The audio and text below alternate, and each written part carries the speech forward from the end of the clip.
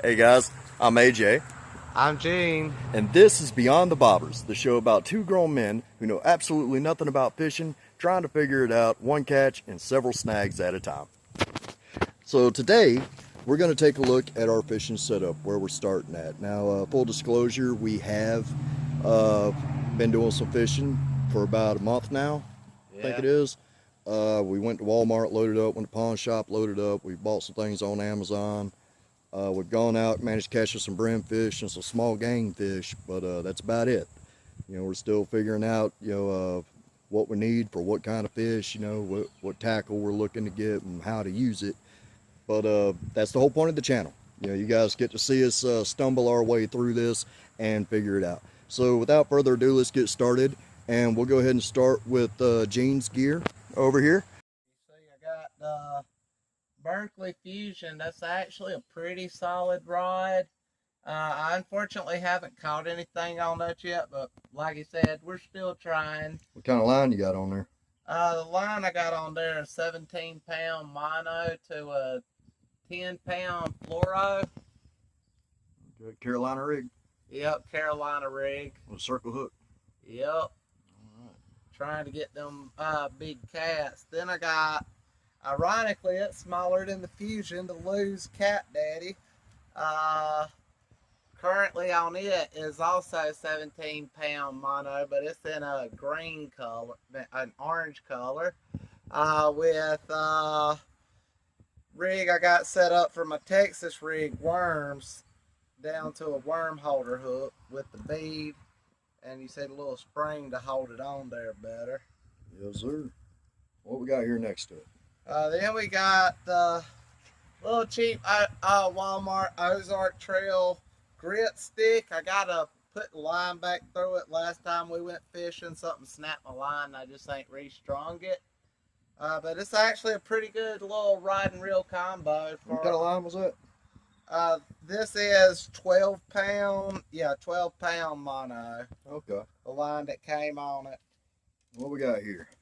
Then we got this little I don't even remember the name, brand. This is a little Walmart Ready rod. to Fish Plus. Yeah, it's a little Walmart rod. I ain't even got no line on it right now because I haven't used it in a while. We got to put that reel back on there.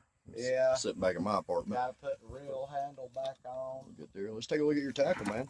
All right, let's get the rods out the way. So we've actually had a little bit of luck with these with little brim and panfish.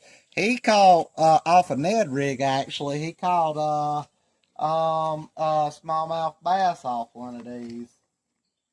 You caught it in the orange and yellow, right? Pink and yellow, yeah. Pink and yellow, yeah. Then I got my little top water popper frog. About hooked myself there.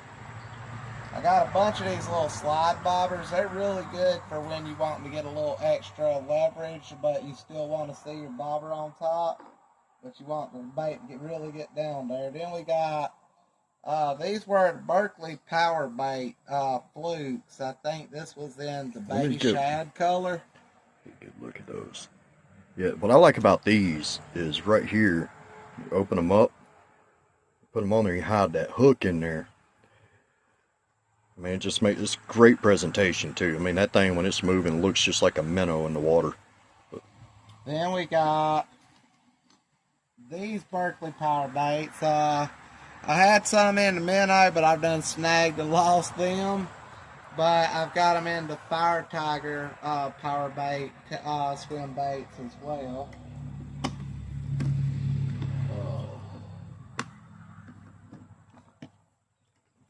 My rod holder, of course, for when we catfishing.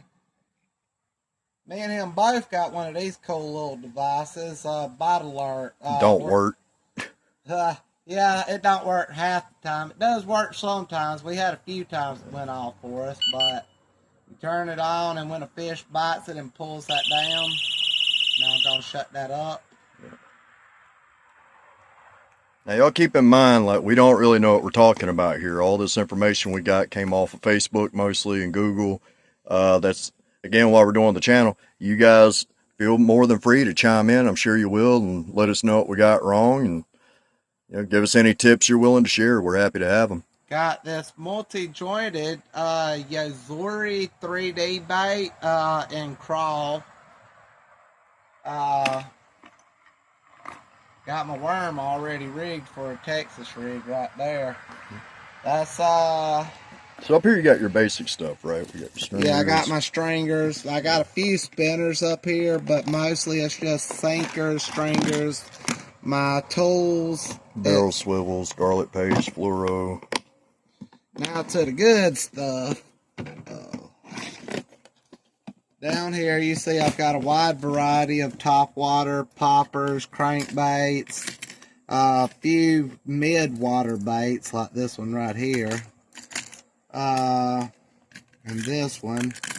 Got our jitterbugs. I got one in that black and red and then one in the fire tiger. We keep these on us, very effective when night fishing. Helps you notice your bites a little easier. Yeah, it's the glow sticks. Yep, the tackle beacon glow stick. Then here you see I just got my swivels, my sinkers, my hooks, which I need to reorganize. They done got mixed in with each other. But simple stuff just for setting up my line. Hold up. What's up? One thing, just real quick on this note while we got it out. Okay. If anyone wants to chime in, me and him been talking about this. I know he's got his idea what this is for. If you want to chime in and tell me what this is, what it's called, and what it's for, I would greatly appreciate that. There's all kinds of stuff like this I personally don't know anything about.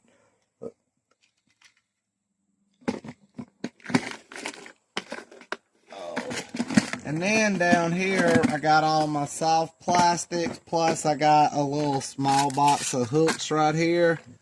I got my little pink finesse worms from Zoom. Most of these you're going to see here are going to be Zoom, like these, for example. And these light green ones over here. Yeah, now these are the ones that got the nice big tailor on them. Now, these are the ones that were getting the bites yesterday, weren't they? Yeah, that's the ones that we were both getting off of Lake Raven. Off of. Yeah. This one, I didn't get a chance to throw one of these guys, but I haven't got a chance to throw this yet, but this is a wiffle tail swim bait. I've heard mixed reviews on them. I just haven't had a chance to throw one myself yet. Well, maybe we'll get to cast it out next time we go on the water. We'll do a video. Yeah. All right, so that's Gene's equipment. Also, that net is his. He bought that, but, we share it. All right, now we're going to move on to next video will be my equipment. All right, guys, welcome back Beyond the Bobbers. Like I said, this video, we're going to take a look at my equipment. Now, some of these things you're going to see, I have a lot of what Gene has. He's been very generous. I work in ministry. I don't have a lot of money. I couldn't afford this without his help. So what he does a lot of times, he just buys duplicates, and he helps me out. So you notice, start with the rods. We'll start with my duplicate. We both have these Berkeley Fusions. He's got his mono on there. I went ahead and put 30-pound braid on it. And I believe that is a 20-pound fluoro leader on there with the Carolina rig. And we got, this is actually one of my favorites here. Probably my second favorite rod is the Shakespeare Tiger. And we got this at the pawn shop, $20. It's also got that 30-pound line on it, a 30-pound braid with the 20-pound fluoro leader and another Carolina rig. Now this is currently my favorite rod. I've done all my catching on this. Everything I've caught this summer, this past month, I've caught on this rod. I've caught baby bass on here, I caught perch on here, I've caught some speckled cats on this, and lots of brim. It's bluegill and sunbillies, all kinds of stuff. That's actually the Ned rig you used for your smallmouth catch the other day, ain't it? Yeah, that's the same rig. We were out there yesterday down on Lake Raven in my last cast. I'll just cast it out one more time and just kind of give this one a slow retrieve instead of bouncing it and see what happens. And Gene had just got it out of his mouth. I was like, yeah, watch you catch a smallie on that. I said, yeah, that ain't going to happen. Right after I said it, I snatched the smallie out there. But it's got the line that comes with it on there, and I believe that is only 10-pound mono. It's not much. Now this one, I haven't had a chance to fish yet. My dad just gave me this the other day. It's a graphite rod. And this one, let's see, what was this brand? It's on here. I saw it yesterday. It's Daiwa or Daiwa, however you say it. Daiwa. Daiwa. But it's a graphite Daiwa eliminator. And I mean, this thing is just cool. I love the little details here where I can feel the rod through the handle. And it's got a little quantum reel on it. You know, Dad said he's changed out several reels over the years. This is one of his favorite rods. And he's got his old rooster tail on there. I remember him fishing with that when I was a kid. You know, I've got a more updated one in my tackle box, but we're going to do a video where I try this thing out with Dad's original setup. The line is good and strong. You can yanked on it, tugged on it, can't snap it. You can see when he moved the spoon, that is an old rooster tail. Yeah, I mean, it's not that old. Well, that rooster tail is probably from the 90s, early 2000s. It's been a while. Well, we'll see if we can catch anything like next time we go out. He also give me this. This is just a Shakespeare contender rod with a little Walmart brand bait caster on. So I have no idea how to use this. I ain't even got it lined up yet. I'm gonna go get me some 10-pound braid to put on there, because I heard that's better, you know, for avoiding backlash. Though my dad tells me that it knots up pretty bad. Well, see if I can get it set right, get my brake set right, and we'll see if I can learn how to cast this thing before I get frustrated with it and put it up for good. And lastly, this one here is going to be kind of a project. I'm not real big on closed face reels. I remember when I was a little kid fishing with them. I've tried a couple times as an adult to cast them. I'm used to open face, like trying this thing, just it always drove me nuts. But I found this little Zepco 33 from 1989 a few days ago. And I mean, it moves smooth, you know, I just need to put some line on it and test it out. And, you know, if it does need some repairs, figure out how to fix it, it'll be a project, a nice little learning experience. And we've got this on a Shakespeare Durango ultralight. I think it'll make a good little brim rod. Let's see his tackle now. Alright. Like I said, I've got a lot of the same stuff Gene does. You notice we have the same tackle boxes. He hooked us up one day at Walmart. So, over here I got my method feeders. Keep the bill in here, you know, for night fishing. That's actually not supposed to be in there. Over here, same thing. More bills, you know, bullet heads for my arrows for, you know, it's not related to fishing. Should be in there. I just need to get them out of there. Alright. Up here, of course, I'm going to keep my bug spray, some shades, bite alarm that don't work, one of those night bobbers that lights up when it hits the water. I haven't actually had a chance to use that yet, but got me some good needle nose in here, my regulations, folding shears, all that. But for night fishing, we can blind every fish on the lake with this thing. But just in case the game warden's listening, we don't spotlight. Yeah, we're not spotlighting. I want to make that clear. We are not spotlighting. Alright, so down here, we got our soft plastics again. There's a lot of same stuff Gene has. Put that back while we're at it. I'm a little better organized, I think. Yeah, you're better organized. I'll give you that. These are the guys that were getting all them bites the other day. I want to try that on a wacky rig, see how that does. We got some lizards in here, some of these shark flukes. But these little glow-in-the-dark guys, they're great. They are fantastic. I've been getting bites on them all month. Alright. Got my hardware. All my sinkers and such over here. Got my river sinkers, my egg sinkers, bullet sinkers, all that's over here. Net heads, jig heads, barrels and swivels, clips, night fishing light gear, my different hooks, you know, specialty hooks here, circle hooks here, J hooks here, crappy hooks over here. I've got some leaders pre-made over here, my different bobbers, more method feeders, and some beads, pretty much anything I need.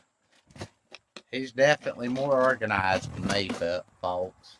And then I got my hard plastics over here.